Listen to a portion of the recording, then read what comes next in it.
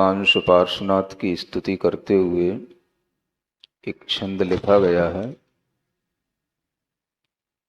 बिभेति मृत्योर्न ततोस्ति मोक्षो नित्यं शिवं वाञ्छति नास्य लाभः तथापि बालो भयकामवश्यो वृथा स्वयं तप्यत इत्यवादिः। भगवान की वाणी में इति अवादि इस प्रकार से कहा गया है कि यह जो जीव है यह मृत्यु से डरता है। बिभेति मृत्युर न ततोस्ति मोक्षो, लेकिन फिर भी उस मृत्यु से इसकी मुक्ति नहीं हो पाती, उस मृत्यु से वह बच नहीं पाता। इसी तरीके से नित्यम शिवम वांछति, हमेशा शिव की यानी सुख की इच्छा करता है, फिर भी न ततोस्ति लाभः, उस इच्छा से उसे लाभ की प्राप्ति नहीं हो पाती। और इस तरह से तथापि बालः भय काम अवश्य, वह बाल बना हुआ रहता है, अज्ञानी बना हुआ रहता है और भय और इच्छा के वशीभूत हमेशा बना रहता है। इसी कारण से वह निरंतर अपने भीतर ताप को प्राप्त होता है और स्वयं ही दुखी बना रहता है। इससे ऊपर के श्लोक में एक चर्चा जो आई थी भवितव्यता की, जिसे पिछले दिनों में आपको बताया गया है, उसी भवितव्यता की चर्चा को और पुष्ट करने के लिए यह आगे बात कही गई है। भवितव्यता एक अलंग शक्ति है और इस भवितव्यता में मुख्य रूप से हमारे अंतरंग शक्ति, हमारा अंतरंग परिणाम, हमारा स्वयं का कर्म, हमारा भाग्य या हमारी अपनी योग्यता, यह इस भवितव्यता का मुख्य स्रोत होता है। जब प्राणी केवल बाहरी कार्यों से अपने कार्य को संपादित करना चाहता है और भीतर उसके पास में कुछ होता नहीं है, तो उस कार्य की उपलब्धि उसे नहीं हो पाती। तो आचार्य कहते हैं अगर भवितव्यता अनुकूल होती है तो कार्य होता है और भवितव्यता अनुकूल नहीं होती है तो कार्य नहीं होता है। बाहर से हम बचने का भी प्रयास करते हैं मृत्यु से, तो बच नहीं पाते, और सुख की प्राप्ति की भी इच्छा करते हैं तो हमें सुख की प्राप्ति भी नहीं हो पाती बाहरी मात्र प्रयासों से। इसलिए यह सिद्धांत समझना जरूरी कहा गया कि हमारे लिए जो कुछ भी उपलब्धियां होंगी वो हमारी अपनी भवितव्यता से होगी, हमारी अपनी योग्यता से होगी, हमारी अपनी होनहार से होगी। और यह होनहार एक अलंग शक्ति है, इसको कोई टाल नहीं सकता। मृत्यु से डरने पर मृत्यु से बचा नहीं जा सकता। जब किसी भी कारण से मरण उपस्थित होता है और उस जीव की आयु यदि पूर्ण होने वाली होती है तो उस आयु को कोई भी बढ़ा नहीं सकता है। इसी को अलंग शक्ति कहते हैं। उस समय पर कोई व्यक्ति कितने ही मंत्र तंत्र करे, कितने ही प्रकार के ज्योतिषियों के पास जाए, कितने ही प्रकार के यज्ञ हवन आदि करे, उससे कुछ भी उसको लाभ नहीं हो सकता। यह अलंग शक्ति है। जीवन में अपनी अंतरंग योग्यता को जानना भी जरूरी होता है और कभी कभी अगर हमारे अंतरंग में इस तरह के कर्मों का उदय है जो हमारे जीवन को कहीं पर भी क्षत विक्षत कर सकता है, तो उसको परिवर्तित भी किया जा सकता है और नहीं भी किया जा सकता है। इस अलंग शक्ति की बात को ध्यान में रखते हुए कल भी आपसे कहा था कि कर्मों के उदय पर यह निर्भर करता है कि हम उसको कितना परिवर्तित कर सकते हैं। कभी कभी आप लोगों ने ये सुना होगा कि हमारी हाथ की रेखाओं में कहीं ना कहीं छिन्न भिन्न भी आयु होती है। आपने सबने अपने हाथ ज्योतिषियों को दिखा रखे होंगे। कभी ज्योतिषी कहता होगा कि आपकी आयु कहीं पर जाकर के आयु रेखा टूट रही है। आयु की रेखा होती है हाथ में लंबी सी, देखते हो, देख लेना। और ज्योतिषी भले ही वो आपका हाथ ना देखे, वो आपकी अगर कुंडली भी देखेगा तो वो कुंडली से भी ज्ञात हो जाता है, हाथ की रेखाओं से भी, आयु रेखा से भी ज्ञात हो जाता है। अगर वह आयु स्पष्ट है तो पूरा जीवन आपका बना रहता है, और बीच में अगर कहीं वो रेखा टूटती है या कोई दूसरी रेखा उसको काटती है तो भी वह आयु की उस स्थिति में, उस उम्र में कोई ना कोई दुर्घटना की संभावना रहती है। उस दुर्घटना से आप बच भी सकते हो और उस दुर्घटना में आपका जीवन समाप्त भी हो सकता है। जब लोग इस बात को पूछते हैं कि क्या सब कुछ निश्चित है, तो लोग थोड़ा कंफ्यूज हो जाते हैं। जब सब कुछ निश्चित ही है तो हम कुछ कर ही नहीं सकते। आप भी कहते रहते हो मंत्र तंत्र करने से क्या होगा, जब आयु जितनी है उतना ही मिलेगा। वो जो आयु पूरी है वो तो आपको मिलेगी ही, उसमें वृद्धि नहीं होगी। लेकिन जो कभी कभी आपको लगता है कि किसी उम्र में किसी घटना से आयु का विच्छेद होने की संभावना है, वही एक ऐसा समय होता है जब कुछ निश्चितता भी होती है और कुछ अनिश्चितता भी होती है। अगर आप उस उम्र में, उस समय पर कोई सम्यक पुरुषार्थ करते हुए, कुछ संयम भाव के साथ में अपने आप को रखते हुए आगे बढ़ रहे हैं, आपके कर्मों में और भी कोई कर्म सहयोगी बन सकते हैं जो आपको उस दुर्घटना से उबार सकते हैं। आपके लिए अगर वह कहीं पर भी रेखा टूट रही है तो वह कितनी टूट रही है, कितनी क्वालिटी में वह दुर्घटना होगी, यह आपकी निश्चितता अनिश्चितता के रूप में है। उसे आप क्रॉस भी कर सकते हैं और उस घटना से आप अपने आप को बचाने का एक पुरुषार्थ भी करके उस घटना से कुछ हद तक अपने आप को बचा सकते हैं। चोट तो लगेगी, लेकिन चोट भी कई तरह की होती है। सुन रहे हो?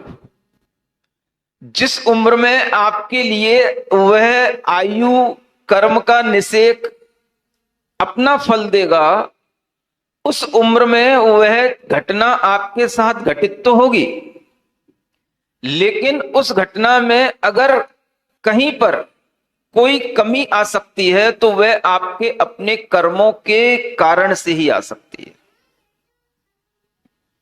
वह कर्म का उदय उस समय पर आपके परिणामों से, आपके पुरुषार्थ से तीव्रता को भी प्राप्त हो सकता है और वह मंदता को भी प्राप्त हो सकता है। अगर आप सचेत हैं,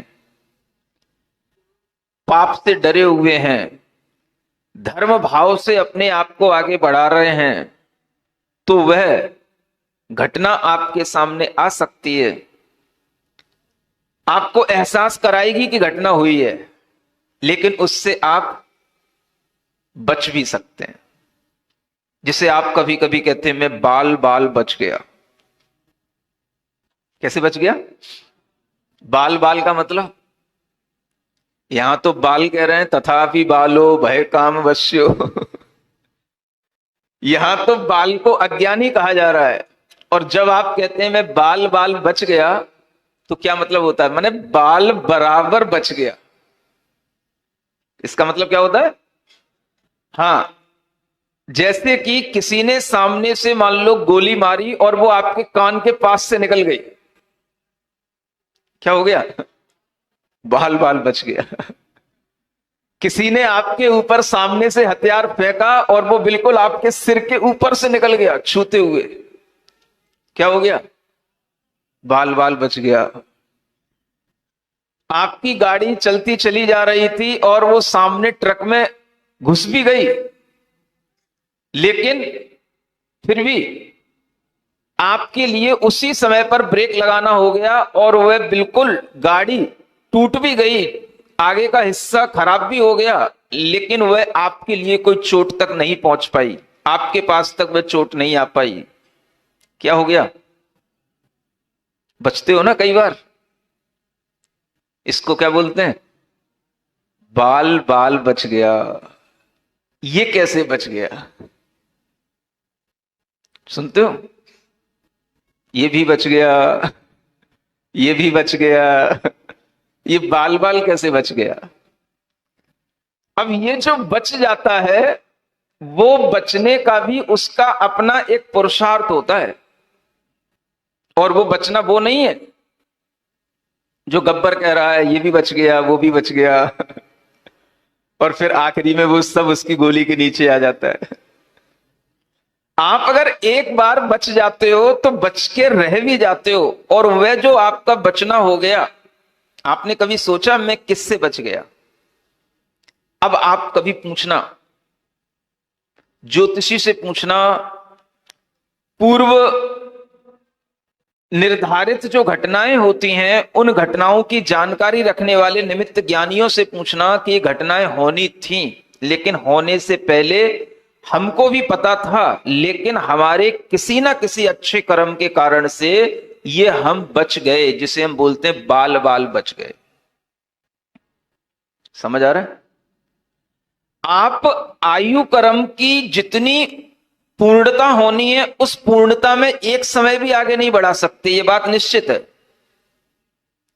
आपका आयु कर्म एक सेकंड का 1000वां हिस्सा भी आगे नहीं बढ़ा सकता आपको जीने के लिए, ये बात निश्चित है। लेकिन अगर कहीं पर आपकी आयु में कोई छिन्नता भिन्नता है और उसकी क्वालिटी बहुत कमजोर है, तो आप उससे अपने आप को कुछ बचा सकते हो, यह अनिश्चितता भी होती है।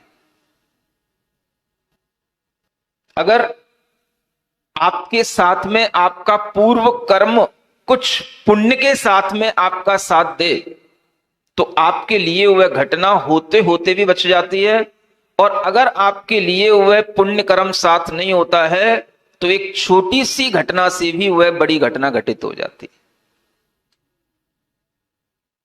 चलते चलते थोड़ा सा पैर फिसला या दीवार से टकराए, उतने में भी आपकी मृत्यु हो सकती है।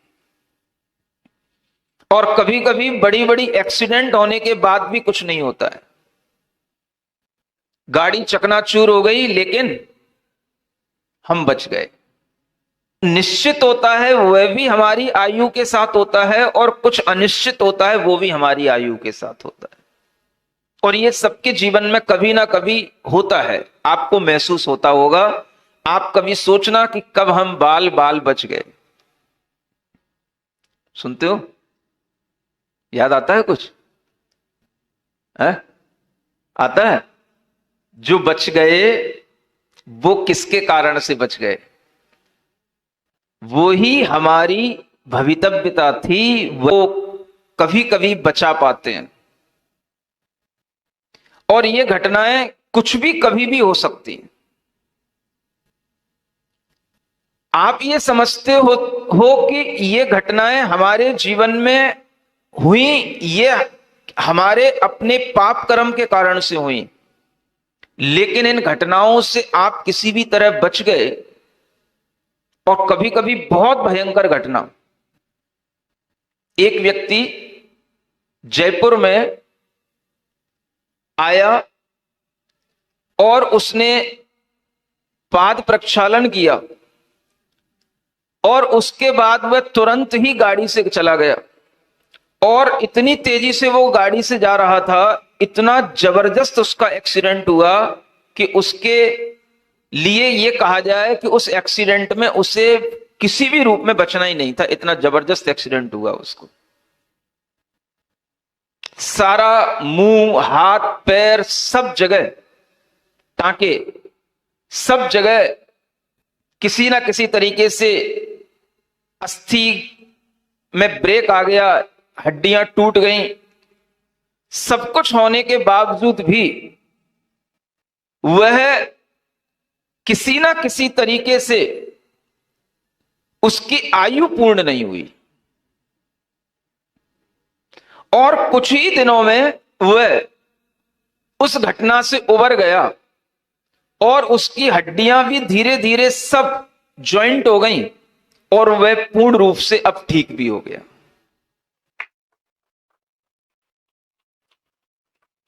अब आप सोचो कितना बड़ा एक्सीडेंट, सब कुछ, गाड़ी तो पूरी खराब हो गई, पूरी बिल्कुल गई, खराब क्या, पूरी बर्बाद हो गई। उसके शरीर में भी 20 जगह प्लास्टर, मुंह, दांत निकल पड़े, सब कुछ हो गया। लेकिन धीरे धीरे धीरे धीरे करते हुए उसके लिए वह जीवन फिर से मिल गया। सुनते हो, जब वह घटना हुई उसके तुरंत बाद ही मेरे पास फोन आता है, महाराज इतनी बड़ी घटना हो गई। उसकी मां का फोन आता है, नाम नहीं बताऊंगा। और उस समय पर वह घटना होने के बाद में वह जो कुछ भी भावना हो सकती है, प्रार्थना हो सकती है, वह उसकी मां की तरफ से हुई, आशीर्वाद दिलाया गया। और उस घटना होने के बाद में जब वह ठीक होता रहा, उसकी सांस चलती रही, तो उसकी मां को यह एहसास होता रहा कि यह घटना, इतनी बड़ी घटना होने के बाद भी यह अगर जीवित है तो यह कहीं ना कहीं किन्हीं गुरु के आशीर्वाद के कारण से जीवित। आज भी वह मां जब आती है तो आज भी इस बात को महसूस करती है और वह बहुत अपने आप में कृतज्ञ होती है इस बात को लेकर के कि मेरा बेटा आज बच गया। और वो कहती है, महाराज ये घटना उसके जीवन को समाप्त करने वाली होती, लेकिन शायद वो उस दिन आपका पाद प्रक्षालन करके गया था इसलिए बच गया। ये उसकी भावना है। कहीं ना कहीं व्यक्ति का कोई पुण्य किसी भी रूप में उसके सामने आ सकता है और उसके जीवन को बचाव में कारण बन सकता है। लोग आज थोड़ा सा पढ़ लेते हैं शास्त्रों को तो वह अपनी एकांत धारणा बना लेते हैं, जो होना है वो निश्चित है। सबको निश्चित ही दिख रहा है, मरना है सो निश्चित है, निश्चित तो है, लेकिन कब मरना है ये निश्चित नहीं है।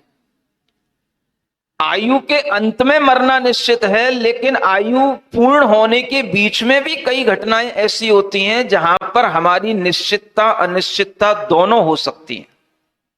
और वो निर्भर करता है कि हम उस समय पर क्या कर रहे हैं, कौन सा कर्म हमारे लिए फल उस समय पर ऐसा दे दे कि हमारी आयु जो बीच में विच्छेद को प्राप्त होनी थी पाए, और हमारी आयु आगे भी थी, हम उसको पूर्ण जी लें।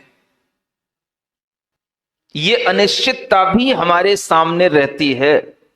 इसलिए यह एकांत नहीं समझना कि हमेशा हमारा कर्म जब तक हमारे साथ में है वह हमारे लिए किसी भी तरीके से परिवर्तित होकर के आ सकता है। बुरे कर्मों के साथ भी कभी शुभ कर्मों के उदय आ सकते हैं और उस बुराई से आपको बचा सकते हैं। कभी कभी आपने देखा होगा, यह भी महसूस किया होगा, आप कोई गलती कर जाते हैं, कभी कोई पाप कर जाते हैं, या कोई आप किसी के लिए बुरा भी कर देते हैं, अपराध भी कर देते हैं, लेकिन फिर भी आप बच जाते हैं। एक तरफ तो मरण की बात है, अब दूसरी तरफ आपकी दूसरी बात है, कभी कभी आपको ऐसा लगता है कि आपने बहुत बड़ा अपराध कर दिया, बहुत बड़ा पाप कर दिया, और उस पाप के कारण से जो आपको फल मिलना चाहिए वो आपको नहीं मिला। सुनते हो, ये भी होता है। वह पाप का फल आपके लिए बहुत बड़ी दुर्घटना का कारण बन सकता था, अपमान का कारण बन सकता था, अपवाद का कारण बन सकता था, आपके लिए जेल में पहुंचने का भी कारण बन सकता था, लेकिन वो नहीं बन पाया। क्यों? किसने बचाया?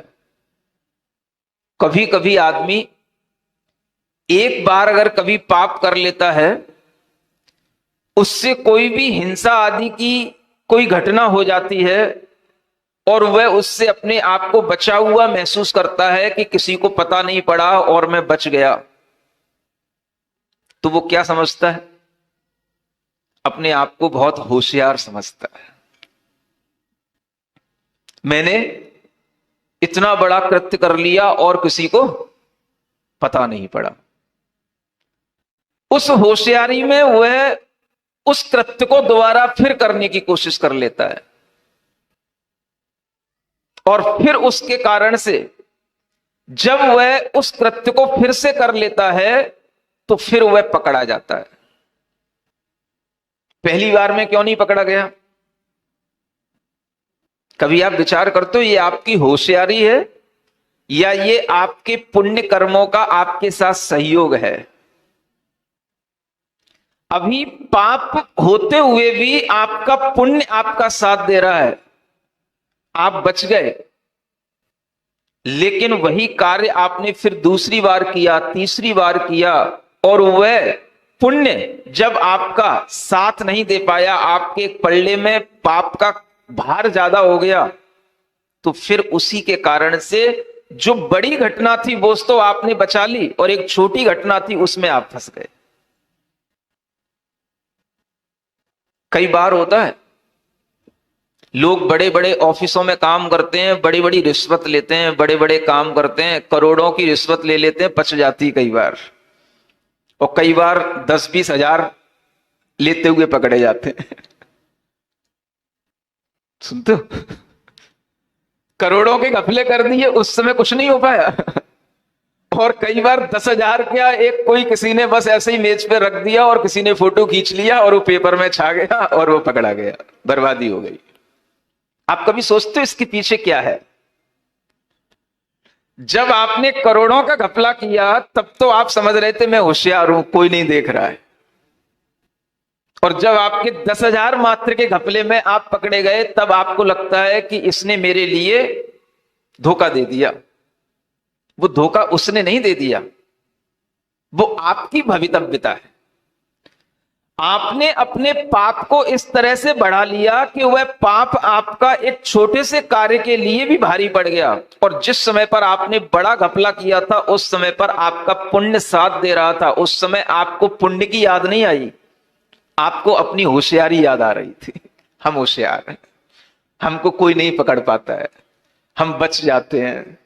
दूसरे लोग तो छोटी छोटी सी बातों में फंस जाते हैं, हम तो बड़ी बड़ी बातों करके भी निकल जाते हैं। तो लोग अपने आप को होशियार समझते हैं। ये होशियारी किससे चलती है? ये हमारी होनहार से चलती है, इसी को भवितव्यता कहते हैं। अगर आपके अंदर यह अनुकूल पुण्य कर्म का योग चल रहा है तो आपके लाख पाप भी माफ हैं, और अगर आपकी वह भवितव्यता प्रतिकूल हो गई तो एक छोटा सा भी पाप आपके जीवन के अंत का कारण बन जाता है और बन सकता है। यह विचार जो व्यक्ति रखता है, भवितव्यता को इस रूप में जो जानता है, अपने पुण्य और पाप कर्म के फल को इस रूप में जो देखता रहता है, वही व्यक्ति समझदार कहलाता है। और जो ये सब नहीं जानता तो आचार्य कहते हैं यह भय या काम के वशीभूत है, कि सिर्फ अपनी इच्छाओं के वशीभूत है। उसके मन में जो इच्छा आ रही है वो करता जा रहा है, और इच्छाओं के वशीभूत होकर के उसे ये नहीं समझ आ रहा है कि ये मेरी भवितव्यता के अनुकूलता से हो रहा है या प्रतिकूलता से हो रहा है। आप अपने इष्ट कार्य की सिद्धि नहीं कर पाते। आप कभी सोचते हैं कि मेरी भवितव्यता या मेरा दैव, मेरा कर्म अभी मेरे लिए अनुकूल नहीं है, थोड़ा सा रोका जाए, सम्यक पुरुषार्थ किया जाए, अपनी भवितव्यता को, अपने दैव को थोड़ा सा अनुकूल बनाया जाए। यह पुरुषार्थ केवल बाहरी चीजों की संभालने से नहीं बनता, ये भीतरी चीजों की संभाल से भी ये दैव की उत्पत्ति होती है। आजकल व्यक्ति को देखो, अगर कोई काम नहीं बनता है तो वो केवल बाहर सोचता है, किस बात को लेकर के किससे बात करें, किस व्यक्ति को इस काम में जोड़ें, किससे हम अपने संबंध बनाएं, कौन हमारी इस काम में सहायता करेगा, ये अनेक योजनाएं बनाता है बाहर। और एक आजकल तो एक बहुत बड़ा फोबिया बन गया है वास्तुशास्त्र। कहीं हमारे घर का वास्तु तो खराब नहीं है, कहीं हमारे घर का कोई कोण तो खराब नहीं है, तो अनेक तरह की बाहरी चीजों में तो वह अपना दिमाग लगाता है, लेकिन कभी ये नहीं क्षण भर बैठ करके सोचता अभी मेरी भवितव्यता, मेरा कर्म, मेरी होनहार, मेरा दैव, मेरा भाग्य अभी अनुकूल नहीं है। कभी बैठता आदमी?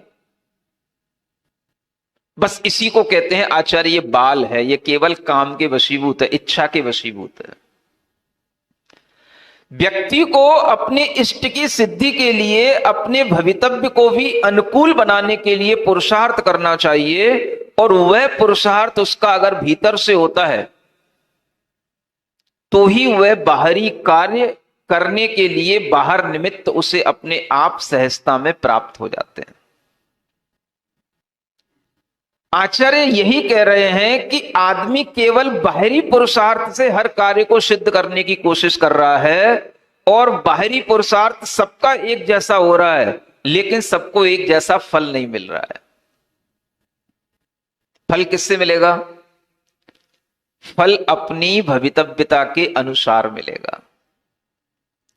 अगर हमारी भवितव्यता अच्छी नहीं है तो उसको बदला भी जा सकता है, यह भी आचार्यों ने कहा है। एक तरफ तो आचार्य कहते हैं अलंग शक्ति है ये भवितव्यता, और दूसरी तरफ आचार्य ये भी कहते हैं कि जो केवल अपनी इच्छा के कारण से इस भवितव्यता को बनाए रखे हुए है तो वह तो बाल होकर के दुखी रहेगा, लेकिन अगर वह अपनी इस भवितव्यता को अनुकूल बनाने के लिए पुरुषार्थ करेगा तो वह इष्ट सिद्धि को भी प्राप्त कर सकता है। भाग्य को अनुकूल कैसे बनाया जाए, वह कुछ पुरुषार्थों के माध्यम से होता है, और वही पुरुषार्थ धर्म पुरुषार्थ कहलाता है। क्या बोलते हैं उसको? नाम सुना है कभी कि नहीं? सिर्फ काम पुरुषार्थ तो सुना है, अर्थ पुरुषार्थ तो सुना है, धर्म पुरुषार्थ तो हमने भुला ही दिया है। वो धर्म पुरुषार्थ किसी भी समय पर हमारे काम में आ सकता है, और वही पुरुषार्थ हमारे काम में आकर के इष्ट सिद्धि को कराता है। तो आचार्य कहते हैं उस पुरुषार्थ की ओर देखो जो हमारी भवितव्यता को अनुकूल बना दे। वो पुरुषार्थ कितना ही बड़ा हो सकता है। अब देखो, अगर आपकी मृत्यु किसी घटना से होनी है तो सबसे बड़ा पुरुषार्थ उसमें क्या होगा? आपके पास में संयम भाव होना, यह सबसे बड़ा पुरुषार्थ हो गई। बहुत बड़ी लकड़ी, ट्रक पास हो गया, क्षण भर बाद एकदम से ऐसा लगा जैसे कोई बहुत बड़ी दुर्घटना बच गई। पूरा संघ साथ में चल रहा है, मुनि महाराजों के बीच में चल रहा हूं, श्रावक भी आगे पीछे चल रहे हैं, किसी के लिए कुछ नहीं। अचानक से ट्रक कहां से बीच में घुस गया, कहां से लकड़ी में वो मतलब फंस गया, कहां से वो लकड़ी ऊपर से टहनी टूट गई, और वो सिर्फ मेरे ही ऊपर। इसको क्या बोलते हैं? बाल बाल बच गया। समझ आ रहा है? तब मुझे लगा ये बाल बाल बचने वाली घटना कभी बड़ी घटना हो सकती थी, आज ये घटना बाल बाल बच करके बाल बराबर होकर के निकल गई। और ये किसके कारण से निकल गई? तो ये संयम के प्रभाव के कारण से निकल गई। अगर उस समय पर मैं किसी वाहन में होता, बहुत बड़ी दुर्घटना होती। सुनते हो, शाम को जाकर के मैंने आचार्य महाराज को एक बात ज्यों की त्यों बताई, तो हंसने लगे, कहने लगे इसीलिए तो मैं कहता हूं संयम के माध्यम से बड़ी बड़ी घटनाएं बच जाती हैं, और संयमी जीव को कभी भी वाहन का उपयोग नहीं करना चाहिए। ये जब हमें खुद अनुभूत होने लग जाता है तब हम समझ पाते हैं कि निश्चितता क्या है और अनिश्चितता क्या है। घटनाएं घटित होती हैं, उन्हें हम अपने धर्म से, अपने संयम से, अपनी साधना से भी अपने कर्मों के फलों को कुछ परिवर्तित कभी कभी कर सकते हैं। इसी को कर्मों का उत्कर्षण अपकर्षण कहते हैं, और ये सब कर्मों के साथ चला करता है। इसलिए अपने अंदर ये विश्वास रखना चाहिए कि हमारी जैसी भवितव्यता है वह भवितव्यता के अनुसार वर्तमान में हमारा कार्य हो रहा है, और आगे भी जो कार्य घटित होगा वो हमारी भवितव्यता के अनुसार ही होगा। कभी कभी हम थोड़ा बहुत उस भवितव्यता में परिवर्तन ला सकते हैं, बुरे को भी अच्छा बना सकते हैं, अगर हम भीतरी पुरुषार्थ उस भवितव्यता के साथ करते रहें तो। इसलिए सब काम केवल इच्छा से नहीं होते हैं। बस हमें इच्छा है हम ये बन जाएं, हमारे लिए ये बन जाए, वो हो जाए, ये हो जाए। इच्छा करने से सब काम नहीं होते हैं। किससे होते हैं बोलो? दिल्ली वाले किस इच्छा से बैठे हैं? ऋषभ विहार में चातुर्मास हो जाए, तो मेरठ वालों को कुछ नहीं चाहिए क्या? मेरठ वाले भी बैठे हैं। अब अगर आपके लिए केवल इच्छा है तो इच्छा मात्र से तो कैसे होगा? कुछ भीतर से उसी तरह की क्या होनी चाहिए? कुछ भवितव्यता होनी चाहिए, कुछ भीतरी पुरुषार्थ होना चाहिए। इतना भी पुरुषार्थ किया जा सकता है, आपके अंदर वह पुरुषार्थ करने की ताकत होनी चाहिए कि महाराज कितनी भी मेरा भवितव्य कितना भी प्रतिकूल क्यों ना हो तो भी मैं पुरुषार्थ करके उसे अनुकूल बना करके रहूंगा। ऐसा भी आप अपने मन में भाव कर सकते। सुनते हो? ऐसा हो सकता है। जब इस तरह का विचार करोगे तभी किसी इष्ट कार्य की सिद्धि होती है। समझ आ रहा है? कोई लोग तो केवल इसलिए नारियल चढ़ाते हैं कि महाराज अब इस रास्ते पर आ रहे हैं तो अपन पहले से चलो, नहीं तो महाराज कहेंगे अभी तक तू आया ही नहीं। नहीं समझ में आ रहा? वो हाथ उठा रहे दारू कीड़ा वाले। तो कई बार तो लोगों को आगे आगे पता रहता है कि महाराज इस रास्ते पर आ रहे हैं, महाराज को इस रास्ते पर आना है, इसलिए उनको नारियल चढ़ाने आना है। तो वो भी हम समझते हैं। लेकिन जब किसी की भावनाएं बिल्कुल उसके परिणामों की भीतरी भावनाएं बिल्कुल उसके होनहार के योग्य होती हैं, तो अपने आप वह मन भी बन जाता है कि हां हमें वहीं से होकर के चलना है। अब वो आपके ऊपर है कि आप किस तरह से सोचते हो, किस तरह की भावना करके आप नारियल चढ़ाते हो। समझ आ रहा है? नारियल में वजन आप देखते हो और आपकी भावनाओं में वजन क्या है वो हम देखते हैं। लोग कई बार नारियल चढ़ाते हुए हिला के देखते मेरा नारियल वजनदार है कि नहीं, उसमें पानी है कि नहीं। मैंने ऐसा भी देखा। तो मैंने सोचा भाई आप केवल नारियल का वजन देख रहे हो, हम आपकी भावनाओं का वजन देख रहे हैं, और वो भावनाओं का वजन देखने में मुझे आता है। तो इसलिए हमेशा अपनी भावनाओं का वजन बढ़ाओ। समझ आ रहा है?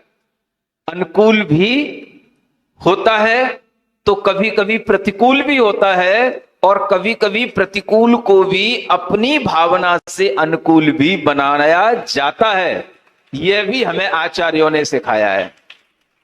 क्योंकि हर आदमी बाल तो नहीं बना रहेगा। तथापि बालो भय काम वश्यो। अरे भाई, जो भय और काम के वशीभूत हों वो बाल हैं, लेकिन जो अपने धर्म पुरुषार्थ के साथ में अपनी अनुकूलता को बनाना जानते हैं वो बाल नहीं है, वो ज्ञानी जीव होते हैं। और ज्ञानी जीव हमेशा अपनी भवितव्यता को ऐसे ही अनुकूल बना लिया करता है। यह बात भी आप लोगों को ज्ञान में आना चाहिए। इसलिए वृथा स्वयं तप्यति, स्वयं बेकार में केवल भीतर से तपना नहीं चाहिए अपनी इच्छाओं से। मुझे ये नहीं मिल रहा, मुझे वो नहीं मिल रहा, मेरे साथ ये नहीं हो रहा, वो नहीं हो रहा, ये अनुकूल नहीं है, वो अनुकूल नहीं है। ये जो आप हमेशा गाना गाते रहते हो या रोते रहते हो, ये भीतर से तपना कहलाता है। ये आपको दुखी बनाता है। इसके वशीभूत मत हो, इससे उबरो और इससे ऊपर क्या करो, कुछ ऐसा करो, तुरंत भगवान की भक्ति का कार्य करो। व्रत आदि के माध्यम से भगवान की भक्ति में अपनी वजनदारी बढ़ाओ, कुछ अपने अंदर संयम का भाव लाओ, और इन सब भावों से अपनी अनुकूलता भवितव्यता की जब आप बना लोगे तो आपको फिर तपना नहीं पड़ेगा। फिर आपका कार्य होने पर आपका धर्म के ऊपर भी विश्वास बढ़ जाएगा, और इसी विश्वास को बढ़ाते हुए पुरुषार्थ करना चाहिए। जितना हमारे कर्म से हमारे अनुकूल है वह हमको मिल रहा है, और जो नहीं मिल रहा है वो हमारे भाग्य की प्रतिकूलता है। हमें किसी पर कोई आरोप लगाने की कोई जरूरत नहीं है। सुनते हो कि नहीं?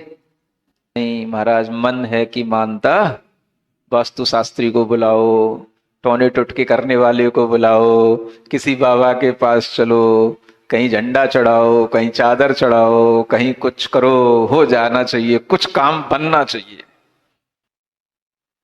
उन्हीं के लिए ये आचार्य समंतभद्र महाराज कहते हैं, ये तरह तरह के बाहरी पुरुषार्थ तो करते हैं, लेकिन जो भीतरी पुरुषार्थ ने करना चाहिए वो ये नहीं करते, इसलिए ये बाल हैं, अज्ञानी हैं, दुखी हो रहे हैं। समझ में आ रहा है आपको? आज के लिए यही उपदेश पर्याप्त है कि हम अपनी भीतरी सामर्थ्य को बढ़ाएं, अपने उपादान की योग्यता को बढ़ाएं, ताकि हमें आचार्य बाल की कोटि में ना रखें और हम ज्ञानियों की कोटि में आ जाएं। ओम अरहम, ओम अरहम, ओम अरहम बोल। सभी कार्य की सिद्धि से तू पहले इसको बोल। ओम अरहम नमः, ओम अरहम नमः, ओम अरहम नमः, ओम